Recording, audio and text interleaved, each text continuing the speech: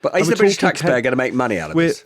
Well, so it's a really frustrating question because I get asked it all the time. Solving and curing Alzheimer's, I think, would be a pretty good big thing to benefit. And if we could do it in Britain, that's a pretty good win-win-win. Yeah, and that's the kind of thing that we're talking about here. Peter, great to see you. You have gone all in, some would say belatedly, on artificial intelligence. Give us a sort of vision of how you see an AI-powered UK that our listeners can really connect with. I wouldn't say belatedly because we've only been in office 6 months and we got the full action plan out the door. There wasn't a lot of talk about it during the general election, let's be honest. You and I have had words about this. But anyway. We have. Well, I think let's start at the end then, because it's the end at which people start to feel the difference. I want a world where people will have government in their pocket. In order to get government in their pocket, you need to have good use of data. In order to have good use of data, you need to have the systems across government where data is interoperable, so it's talking to each other. We have privacy and safety baked in at the outset so that government can analyse, process and use data very wisely. And then in front of that, so one step further back, you've got to have what is for us the first step, which is building the data infrastructure for the country. And we announced this plan this week where we're going to increase the computing power of our country by 20-fold, the public computing power by 20-fold in 5 years. We're going to create AI investment zones so that we can build the data centres so that are the factories for AI that can process the data and get it back into people's pockets and put to task for them. And we're going to make sure that government has the skills and the ability to harness technology at the very start, because you are right. Government is always last to bring this technology in. We're creating 2 units within government, one in number 10 and one in my department, both of which will be responsible for creating the conditions to have those cutting-edge technologies developed, designed and deployed in our country rather than always buying off the shelf from other countries. And then secondly, bringing it into government, putting it to the use of the public first, not waiting till the last, where the rest of society, banking, travel, commerce, are already using it before we even think about how we use it for government, for citizens. So can we just then unpick some of this and some of the detail of it? So one of the things you said first there was about the compute power. So all of the kind of data processing that's needed to be actually make AI function. There was a plan to have this supercomputer in Edinburgh. This was Exascale. Exascale's the word. Yes, and this was going to be the most powerful computer in the UK, and that got scrapped, didn't it? The money was talked about. It was going to cost something like 800 million. But what you're suggesting for this compute to increase 20-fold is going to need a lot more even than that, and that's already been scrapped. So what's going to happen there? Have you got the money to do it? Are we going to have these supercomputers, these extra-scale computers? And if so, when and how? Well, firstly, I didn't scrap anything. What happened was that Boris Johnson promised verbally to Edinburgh University that they would have it. Then Rishi Sunak recommitted to it when he was asked, and then Jeremy Hunt announced it in the budget. But what never happened was what has to happen if something's going to actually get delivered in government. Treasury needs to allocate the money for it. So when I came into office, there was a verbal commitment, but there wasn't a single penny allocated by the Treasury. So for me to actually carry on with that, I would have had to cut £800 million worth of existing funding from my department in order to pay for something which a previous Tory Prime Minister had promised verbally but never actually bothered to pay for. We should point out at this juncture that is Rachel Reeves' decision not to fund it. You didn't have to fund it through making cuts. She could have decided this was a great project. You're a government that believes in investment. You chose not to go ahead with an exascale computer. There are exascale computers in the US. They are building one in the EU. We've got extraordinarily powerful computers in China. We don't have one. And on your plans, we're not going to have one. It's not true, actually, because I had the commitment in my department, but I had no money for it in my department. That's not Rachel Reeves' responsibility. That is. But she could have funded it, is what I'm saying. She could have funded it. No, the people who announced it should have funded it. The people who announced it should have funded it. And this is all the smoke and mirrors that was going on that we had to deal with. So what I wanted to do was not just say, OK, how do I deliver all the things that were promised 2 years ago by previous prime ministers and had been delayed? I mean, nothing had happened. So what are we going to have instead? Exactly. And this is the real question. So what the first thing I had to do was be honest with people and then have a clean sheet of paper and start from scratch, because I had no strategy. I had no funded proposals. So what I've done immediately is got the Bristol supercomputer is now being expanded by a third. That's underway.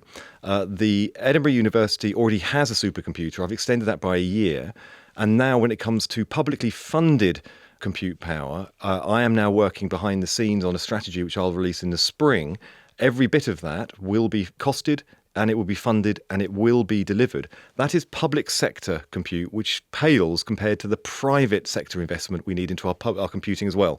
We need computing for research purposes, for universities. We need compute power for AI purposes, and we need it for the general economy, because 85% of businesses process data in order to serve their customers. So sometimes they have that in-house. Other times they buy it in from companies like Amazon and Microsoft and Google and other sort of domestic suppliers, which are smaller than those big three.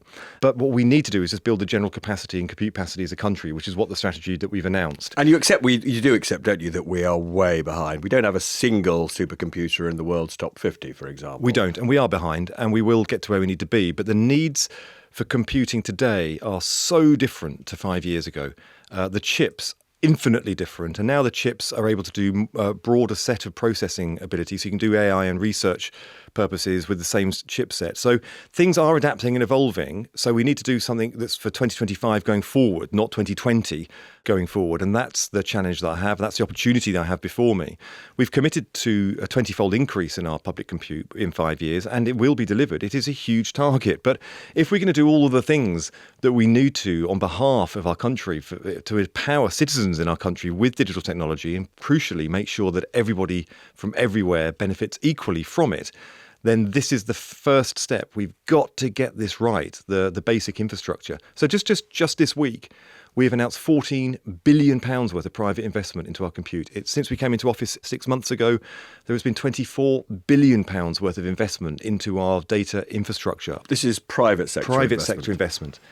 So 24 billion and now another 14 billion on top of that. That is unlocked because of our pledges and policies on regulatory reform, on planning reform, and now we have the investment zones. What they mean is that we will find parts of the country where there is an excess of power, because these data processing centres are incredibly power intensive. So parts of the country that have an excess of power. And that'll mostly be in the north, won't it? Ready connection to the grid. Where we can do a deal with the planning authority so we can expedite the building and construction and deployment of these data centres. And actually the first one we announced was in Oxfordshire, because in Culham there is a site right next to our fusion reactor research centre. And are you going to be building a new modular nuclear reactor there to power the data requirements, the computer on the ground? We already have a 100 megawatt connection from the grid directly there, and that could be scaled to 500 megawatts without building a new nuclear, without the need to build a new power station there. That's because of certain circumstances, and we're looking at circumstances around the country, and there will be others that will be announced, and we're going to announce. And just to be clear, if you look at what Microsoft is doing, it's investing astonishing $100 billion in this so-called Stargate computer, which will be the world's most powerful computer by quite a wide margin. It's building its own nuclear power station. Are we going to be seeing more nuclear power stations in the UK to power these computers? So what we've done is we've set up a council, an AI energy council that's jointly chaired by myself and Ed Miliband, so we can bring the voice and the needs, because the future data infrastructure is going to have huge energy demands. But also AI, don't forget, is going to make huge efficiencies in the way we use and distribute energy into the future, both as consumers, as households, and as a country as well, with the national grid. So these are very complex interactions between the needs for energy and also what the outcomes for it, AI, will do for energy. This is why AI is so sometimes difficult to grasp, because it's not like But you've said nuclear will be in the mix as an important... There's no question. Yeah, there's no question. I mean, nuclear will be, and also we've got Rolls-Royce that are developing small modular reactors. That's something that's being very heavily invested in by the private sector as well. I mean, in America, both Google and Microsoft and others are investing in nuclear. They're reopening 3 Mile Island, for example. But we are moving to a low-carbon and renewable energy supply system here in this country. That, again, is an industry in itself that will create wealth and jobs and lower prices for our country in the long term. But we need to bake into this from the start the needs of AI and digital. Because, look, if we don't, we're always just going to be buying off from other countries. And this is going to be where the economic growth for the future is going to, crucially be centered around. And there is a huge opportunity if we can be part of the few countries in the world that is capable of designing, upscaling, and implementing some of the new innovations that are coming out of this incredible age that we're living in. Otherwise, it'll just be China and America and us hoping to get a good enough relationship that we're always near the front of the queue when it comes to actually benefiting from it. We will always be importing it, in other words. And I think at the moment we have this incredible opportunity to use the culture of scientific endeavour that we have here, the fact that we have great world-class universities, we have an investment landscape which is good but getting better when it comes to investing in innovation. And we need to really, really capitalise on this moment in time. Otherwise, we'll miss the boat. And this is something we've talked a lot about on the podcast. But can I just ask about these AI growth zones, just in terms of more detail around them? Because as Robert's just said, it's probably going to be up where I am, hopefully, some of these zones up in the northeast, and obviously Scotland and things where there is that, as you say, kind of surplus of energy creation. But how is it going to work? Are you going to identify the areas yourself and then kind of wait for businesses to rock up? Or are you going to decide it with private investors? Are you going to decide it with businesses on board? And then how are they going to compare to things like free ports? Is this going to be a place where I know that the plan is to have, easier planning processes and things in these areas, but what about things like the tax incentives? What do these zones look like, and how are you choosing them, and who with? So the first one we've identified in Culham in Oxfordshire. We want the parts of the country that would benefit most from this scale of investment to be the ones that get there, because we're a progressive government, I'm a progressive politician. And what we're doing at the moment is setting out the criteria to become a growth zone. And then we are put those criteria out and inviting areas to get in touch with us. And what councils would get in touch with you? Local authorities, regional mayors, city mayors can get in touch with us with it. And if they meet the criteria, look, the thing people have to understand about this isn't about government. You don't need tax incentives. We've just one single investment announced a couple of days ago is £2.5 billion into one data centre. This was in London, this one. But what they want is to identify areas, because at the moment you've got these companies who are trying to find bits of the country where they can have a lot of power, a quick connection to the grid, because one company told us they were given 15 years as a timeline to get connection to the grid with the power that they need. So what we're doing is using the power of central government, the convening power, to find parts of the country, invite parts of the country to come to us that have all of the criteria: excess energy supply, easy connection to the grid, a planning authority willing to act very, very fast and use the new powers that are coming online with the Planning Act, so that we can expedite the construction of these things. So all of these things will be, in one site. And we don't need a tax break, because the global investment is there. But if we can't get and seize it and present it as a huge opportunity to invest in our country, believe me, they will go to others, and they are going to others. When I'm on the phone trying to sell Britain to some of these companies, I'm always on the phone or on these calls with people. And when I say, "Where are you?" they list all these other countries that they're in. Each time they're in a different country. And when they say why, it's because they're there doing a deal with another government, because the other governments are trying to get their investment into their country. So just to double check then, so it's going to be a case of the regional authorities, mayors, whatever, that you're going to invite them. They're going to put together a case for why they should have it, a bit like, we've seen with City of Culture and everything else. How long is that going to take? Because that's going to be ages, isn't it? By the No, time it won't. the authorities No, it get absolutely themselves, won't. It absolutely won't. We are absolutely hungry for this. We are talking about a process that is weeks, not years. We're not asking people to put together a bid that's like the Olympics in 2012. What we're doing is saying, identify the areas. My department will work with them incredibly quickly. When we identify those areas, we will then start putting it out to those companies that are coming to us and saying they want to invest. Can I ask you about another aspect of the wealth creation potential here? Back in October, a government set up advisory body called the Council for Science and Technology wrote to the Chancellor, you were copied in, pointed out that in the UK, and this is a really encouraging statistic, there are, it says, 750 venture capital-backed technology companies across the UK who have already scaled to generate each of them more than $25 million in revenue. It, like many of us, is very worried that although we have these smaller companies, what typically happens is when they have the potential to become multi-billion-dollar companies, we don't have the capital providers in the UK. And what typically happens is they sell out, particularly to US either investors or US companies like Google. And, the classic case of this is one of the most powerful AI companies in the world is DeepMind. It was originally developed here.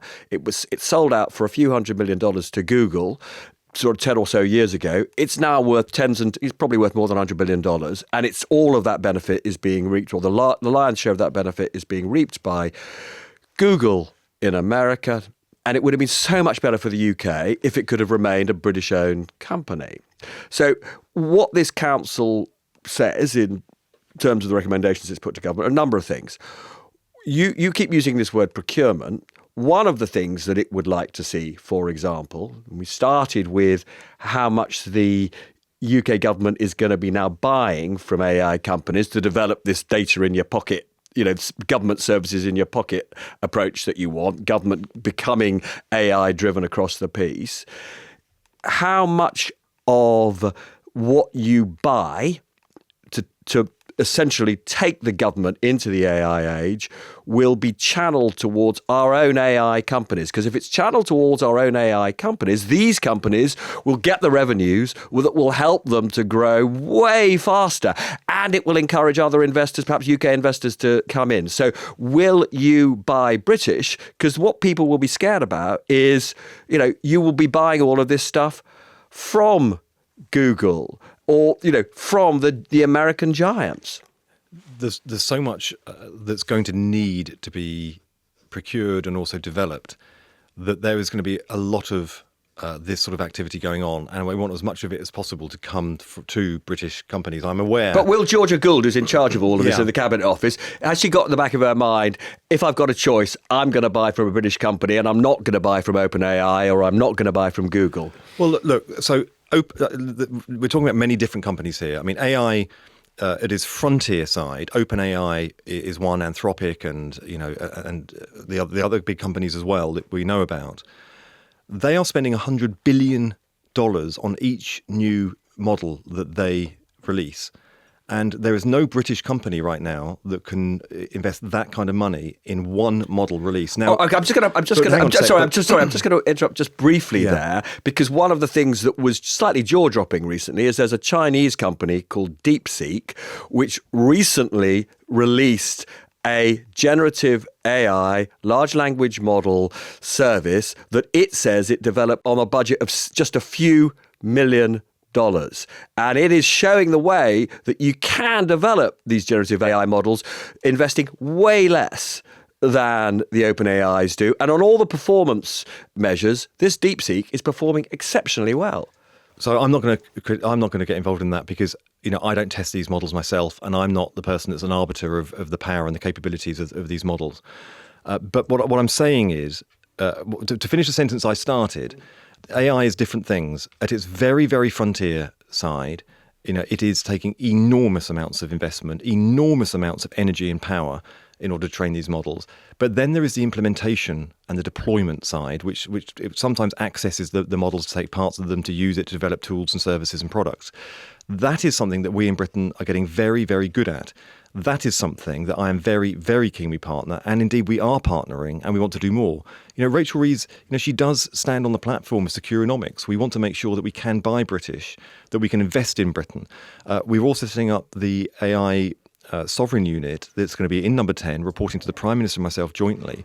That is to make sure that we can bring together the circumstances. All of the things I see in Silicon Valley, whether it's investment or it's skills or the ability to bring together all these things. It's magic in Silicon Valley. We have the constituent parts here.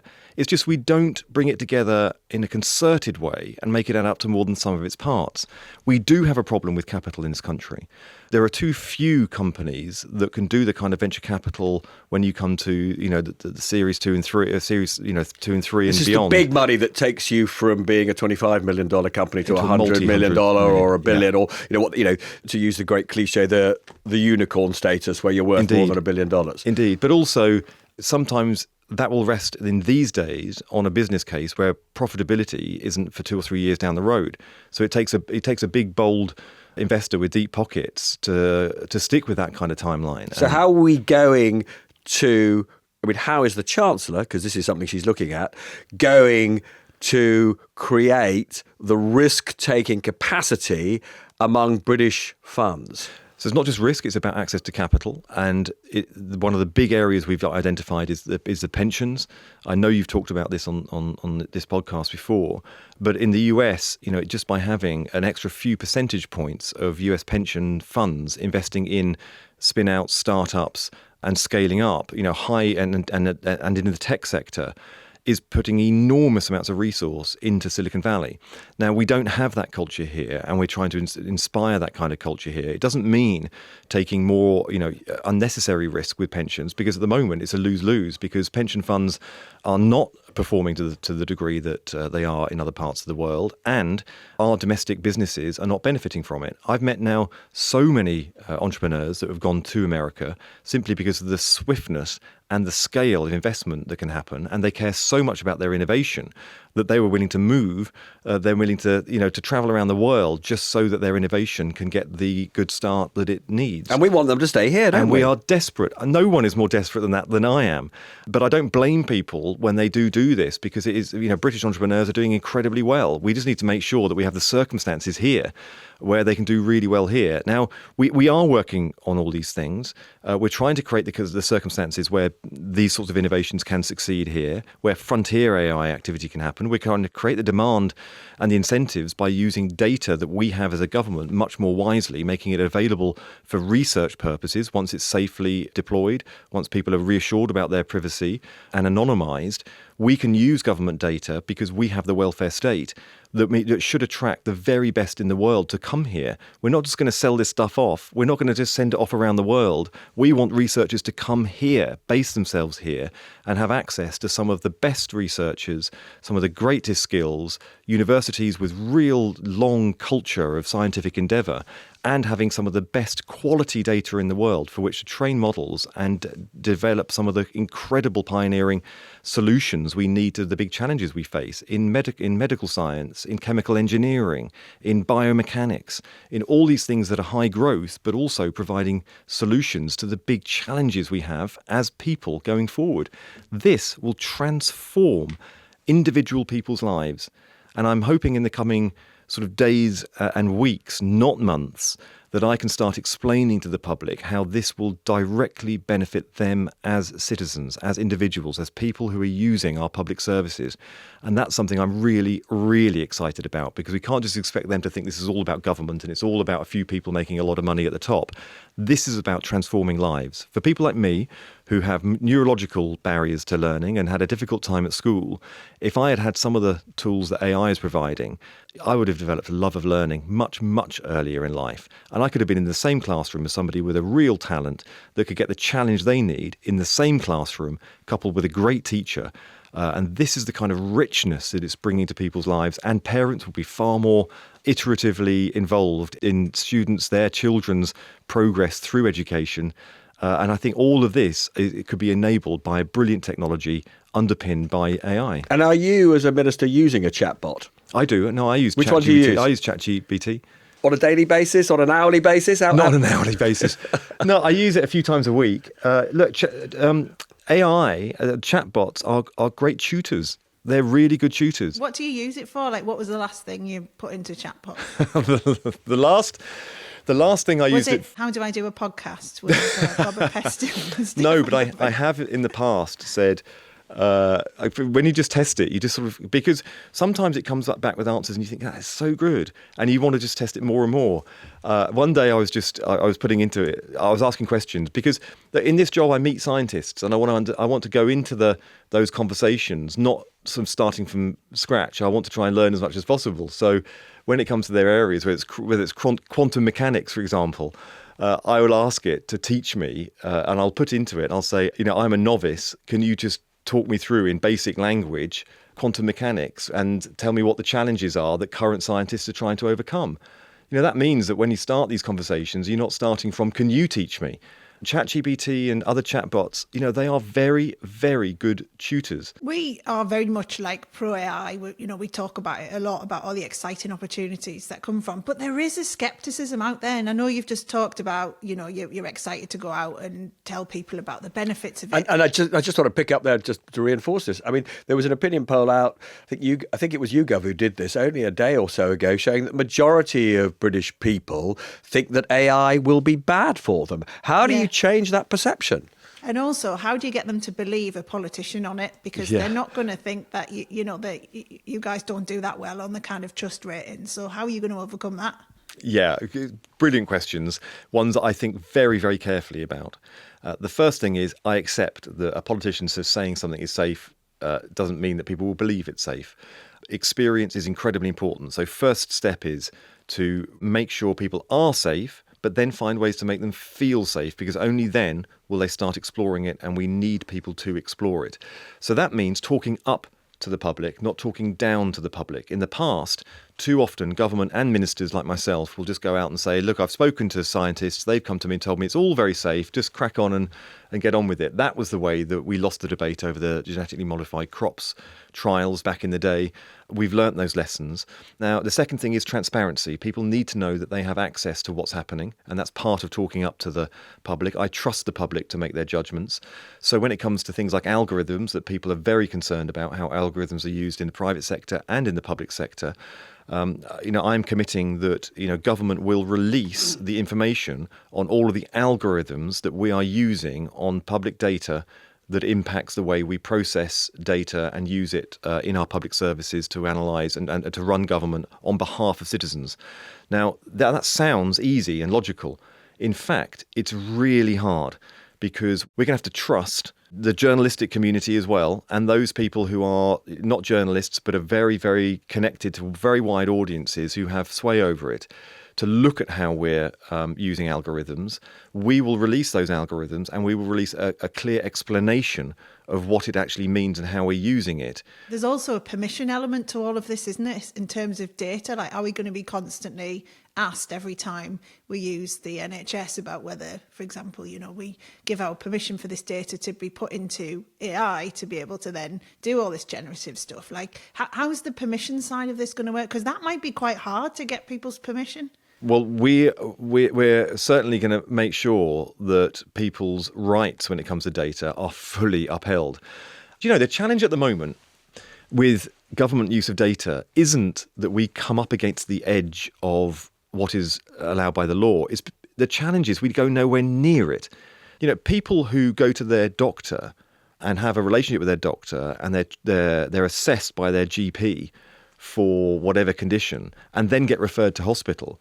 I think most people would assume that the information that your GP has is automatically shared with a doctor that you see at the hospital, and it's not. No, it's not. I mean, it's not. That's insane. And there's no law that's preventing that from happening. It's just bad systems.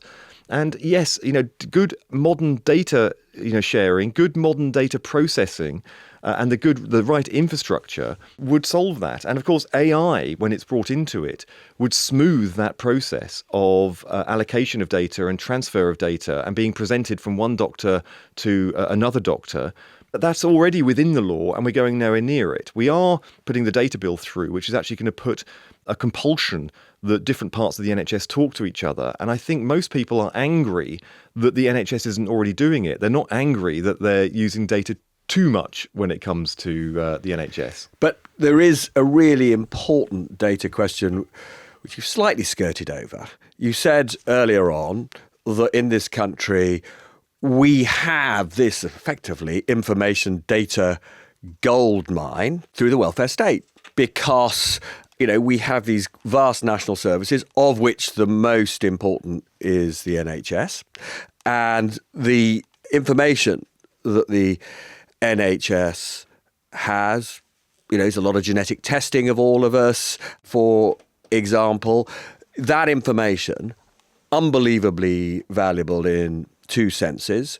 One sense is that if you can essentially create a pot of relevant genetic data about UK people, that'll help researchers and scientists develop all sorts of new cures, all sorts of new drug treatments, therapies of various sorts.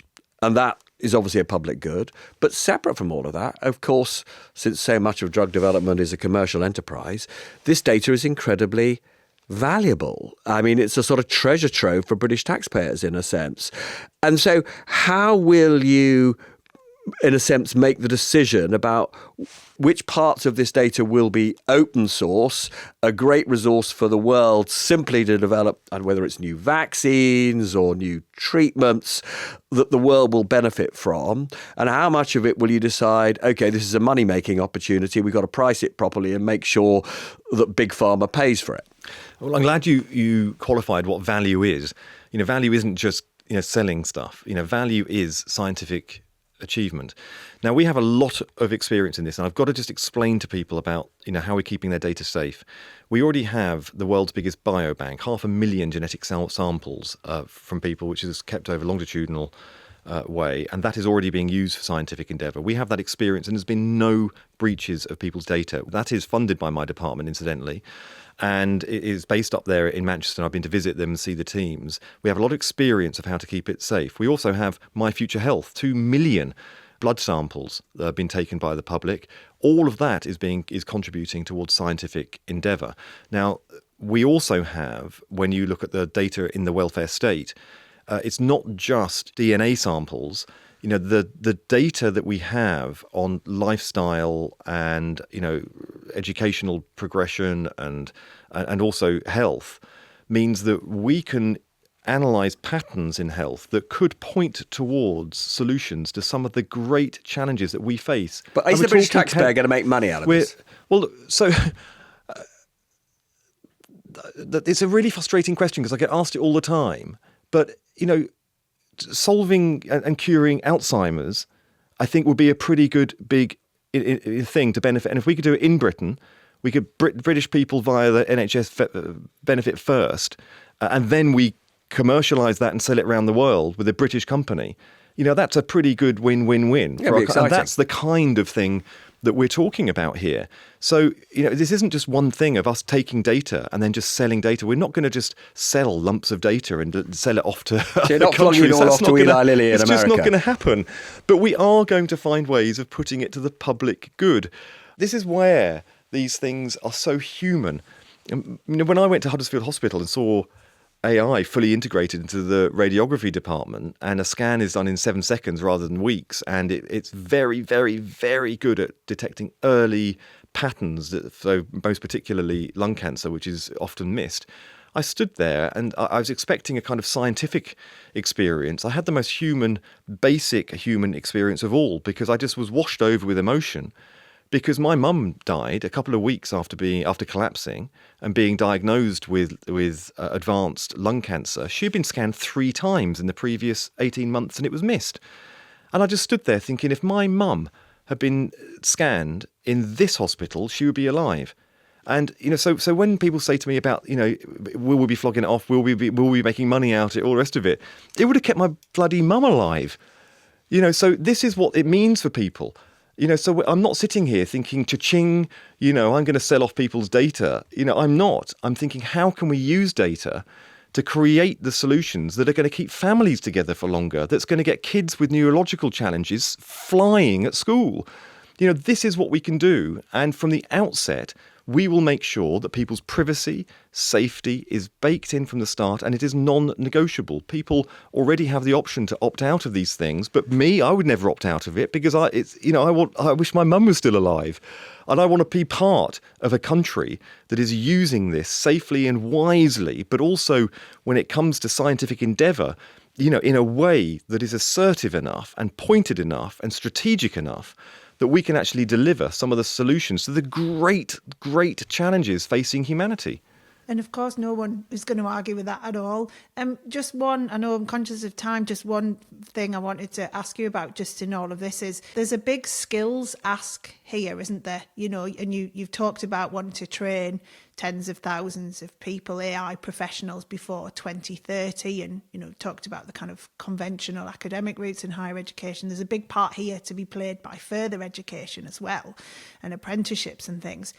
I worry, and I'm an optimist in life, I just worry that is not going to be possible in the time frame in terms of the teaching ability to do it, having the professionals who can actually do the teaching and everything, and then also just getting everyone engaged in time to want to study these things or train in these areas and everything else. Are you confident that we're going to meet the skills need here?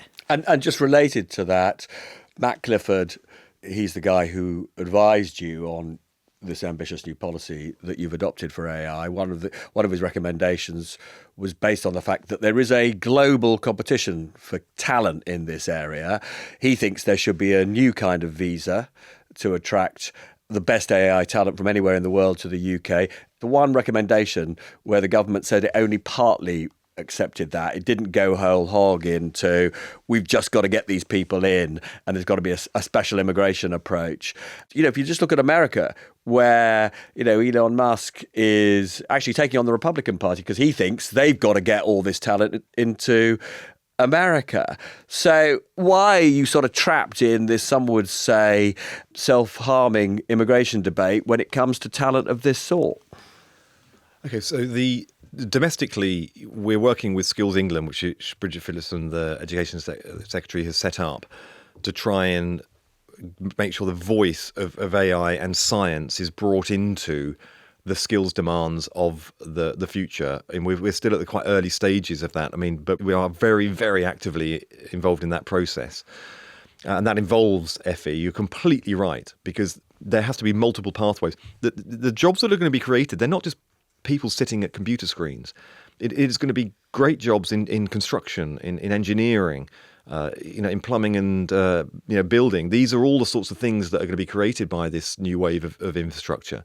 But we also need to recognise that every single job is going to be impacted one way or another by AI. So understanding, what the technology is.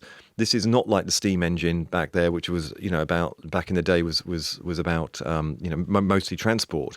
This is more like electricity, where it's going to seep through the entire economy and society. And people have to understand, the basics of it. And I think doing so at an early age and then seeing how it integrates with whatever progression you take through life is important. We also need those very, very specialist skills. And if we don't get this right and we don't use this window I talked about earlier to create the circumstances where we can do real cutting edge frontier work in AI, it's not just attracting skills here to our country. Right now, too many people with these sorts of skills are leaving the country in order to exploit. So why not have a specialist visa? And so the issue on the visa is not about numbers, because I don't think we're sitting here saying we the big problem with immigration that we face as a country is too many billionaires coming in trying to create new billionaire unicorn companies. The only dispute about this is that Matt suggested that we have a sort of new named visa for this. The Home Office is saying, well, there's already 3 pathways here for people who have an innovation that they want to invest. They have wealth that they want to come and spend, or they have a business that they want to come and domicile here. So they are 3 visas for which, are specialist for those purposes. And the Home Office is simply saying, well, that is already covered by what we already have. So when it's a partial recommendation, at the moment, I would love to know if there is somebody who fits the category we're talking about who has trouble getting a visa into the UK. I would personally like to know this. We're almost out of time, and I suspect this question is just going to lead us to have you back for a sort of part 2 of this. One of the things we have talked about most when it comes to AI is this question about whether it creates jobs or whether it undermines jobs, whether it creates higher living standards for vast numbers of people or flattens pay. And there is a very active debate both in the tech community and the economic community about essentially whether this industrial revolution will in the short term make millions of people poorer or richer. And there are 2 fundamental issues here. One is to the extent to which it replaces humans. We've got Sam Altman only a few days ago saying OpenAI now knows how to do artificial general intelligence, that this is the year in which artificial intelligence will effectively have human-like intelligence and skills. Now, that raises in people's heads the idea that AI is going to replace people. Most of us who use AI at the moment see it as augmenting our abilities, as making us as individuals more productive. So the 2 big questions are, one, how alert are you to the risk that people get replaced, that in the short term it increases unemployment? And how does a government make sure that when an individual's productivity is increased, if AI augments our abilities, that us as individuals get the wage and income benefit of that, rather than all that benefit being, essentially scooped off by the owners and the managers? Okay, I'll try and do that in 30 seconds. That is about come back, but give us your framework. I'd love to. Well, so I'll answer the question this way, because this is a general purpose technology. So when you put together a whole set of circumstances, whereas I have to qualify what I'm about to say, it's not going to involve everyone, but every single circumstance you put there is going to happen. But it's not going to happen universally. So not everyone is going to be poorer, not everyone is going to be more productive, not everyone is going to be displaced. But there are going to be aspects of that that's going to happen across, because it is a general purpose technology. It is going to involve, and that means government has to be utterly alert to the victims of this. Well, you say the economy moves forward, better than anyone. Anyway, before AI and long after AI, the economy is going to evolve. But the key thing is that you have a government that is not saying we're going to stand on the sidelines and let the market take care of this. We are an active, assertive government that wants to make sure that this technology primarily is put to task for the benefit of everyone. That means people need to have the skills so they can go into these companies, because at the moment it's not a very diverse background overall going into these companies, which means that the products and services coming out the other end are intuitive for some people but not intuitive for everyone, which is why we have an issue with take-up. The wealth created from it is concentrated at the moment when it comes to the development and benefit of tech, and therefore we have a big job to make sure that parts of the country, people and communities from certain backgrounds benefit far more than they are. I'm very aware of this. This is the kind of stuff I came into politics for, not to come into politics to sit on the sidelines and allow this to happen. But the thing about that I have to say to people, that you just understand when you hear these statements about it's going to do this, it's going to do that, it's going to do everything. So depending on whether you're an optimist or a pessimist in life, you can lean into anything, because there will always be evidence for it. But look at it in the round as we go forward. That's what I'm doing. I think the majority activity in the medium term is that people are going to be more productive. They will have less mundane tasks to do. They'll be done by others. So the reasons why you gravitate and choose to go into a profession or a particular company or a particular job, those things about the job that you went into it because you enjoy it, that's not often the thing you spend most of the time doing, because you're doing the sort of the mundane tasks in order to get to the bit that you like doing. Well, if the mundane tasks are done by AI and digital technology, and you're focusing on the things you went in for it, you'll be more productive, but also you will enjoy your job more. So there is huge potential for that out there.